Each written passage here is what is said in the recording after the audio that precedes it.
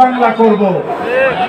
এভাবে দেখতে দেখতে 53 বছর অতিক্রান্ত হলো, মানুষের অর্থনৈতিক মুক্তি মিলল না, মানুষ রাজনৈতিক নিপীড়ন থেকে, নির্যাতন থেকে মুক্তি পেল না।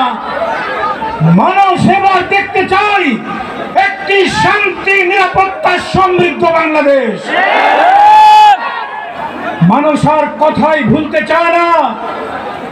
বিগত স্বৈরাচার শেখ হাসিনা 16টি বছর মিথ্যা কথা বলে মানুষের উপর নির্যাতন করেছে, নিপীড়ন করেছে।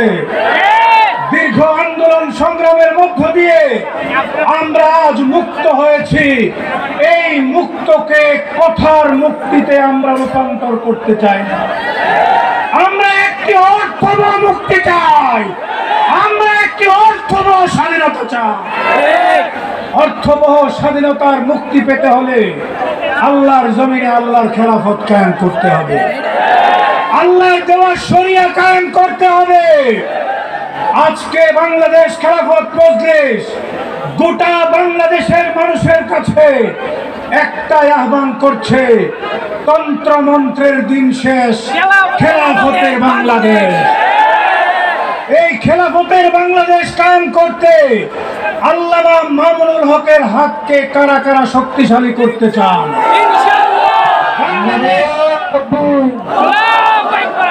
বাংলাদেশ খেলাফত মজলিসের, খেলাফত যুব মজলিসের, ছাত্র মজলিসের দুর্গ গড়ে তুলতে হবে।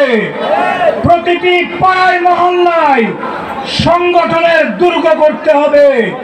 সংগঠনের নিয়মতান্ত্রিক কাজ করে দাওয়াতি কাজের মধ্য দিয়ে মজবুত সংগঠন করতে হবে। যখনই আমাদের রাহবার ডাক দিবেন, 5ই আগস্ট যেভাবে ছাত্র জনতা রাজপথে নেমে স্বৈরাচার শেখ হাসিনাকে দেশ থেকে পলায়ন করতে বাধ্য করেছিল, আজকেও যারা এই দেশকে নিপীড়ন করতে চাইবে, যারা নির্যাতন করার স্বপ্ন দেখবে, যারা চাঁদাবাজি করবে, দুর্নীতি করবে, তাদেরকেও শেখ হাসিনার মতো দেশ থেকে পালাতে বাধ্য করা হবে।